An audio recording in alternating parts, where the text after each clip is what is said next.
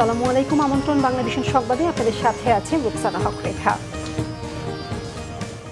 দেশের ৫৪ জেলায় আজ খাল খনন কর্মসূচির উদ্বোধন করবেন প্রধানমন্ত্রী তারেক রহমান। দিনাজপুরের কাহারোলের সাহাপাড়া খাল খননের মধ্য দিয়ে এই কর্মসূচি শুরু হবে।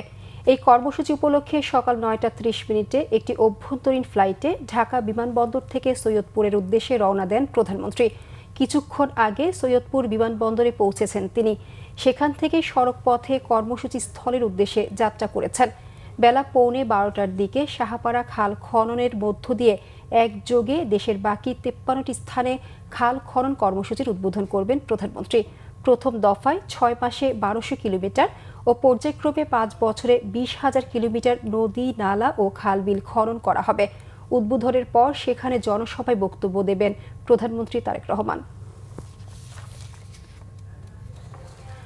দর্শক, খাল খনন কর্মসূচি উদ্বোধনের খবর সংগ্রহে দিনাজপুরে রয়েছেন চিফ রিপোর্টার জাহাঙ্গীর আকন্দ। চলে যাচ্ছে সেখানে। জাহাঙ্গীর, খাল খনন উদ্বোধনের প্রস্তুতি সহ সেখানকার সার্বিক পরিস্থিতি আমাদের জানাবেন। প্রধানমন্ত্রী তারেক রহমান কিছুক্ষণ আগে সৈয়দপুর বিমানবন্দরে অবতরণ করেছেন। সেখানে বিপুল সংখ্যক মানুষ তাকে স্বাগত জানিয়েছে বিমানবন্দরের বাইরে। তিনিও মানুষকে, জনগণকে উদ্দেশ্য করে তিনি হাত নেড়েছেন, তাদের শুভেচ্ছার জবাব দিয়েছেন। তিনিও তাদেরকে শুভেচ্ছা জানিয়েছেন। এরপর তিনি দিনাজপুরের কাহারুলের বলরামপুর যে সাহাপাড়া খাল যেটি রয়েছে, যেটি আর কিছুক্ষণ পরেই তিনি সেই খাল খনন উদ্বোধন করবেন, সেখানে তিনি আসবেন। তো এই এলাকার মানুষ প্রধানমন্ত্রী তারেক রহমানের জন্য অধীর আগ্রহে অপেক্ষা করছে তার এই খাল খনন কর্মসূচির জন্য।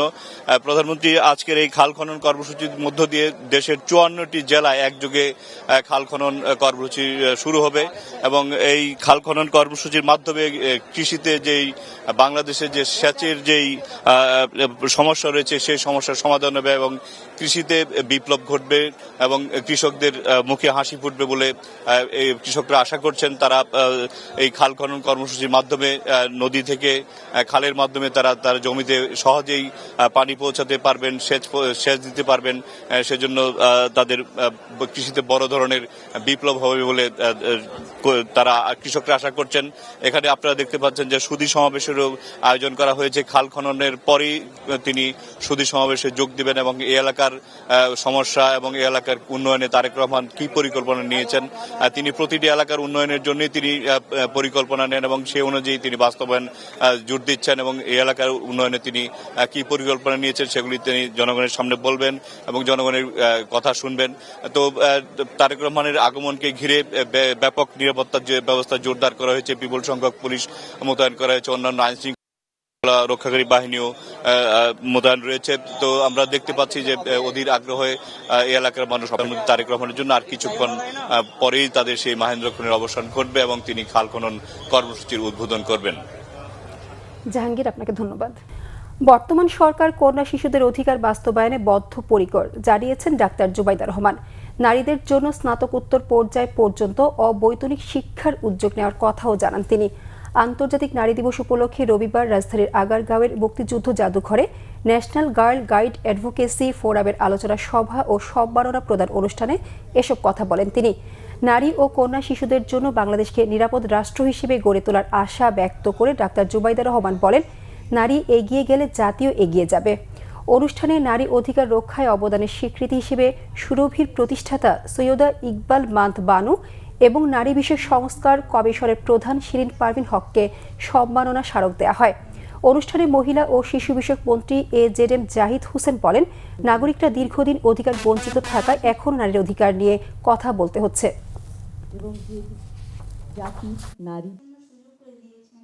একমাত্র শিক্ষার মাধ্যমে একটি কন্যা শিশু অন্ধকার জীবন থেকে আলোকিত জীবনে পদার্পণ করবে, যোগ্য নাগরিক হিসেবে গড়ে উঠবে এবং বাল্যবিবাহ থেকে রক্ষা পাবে।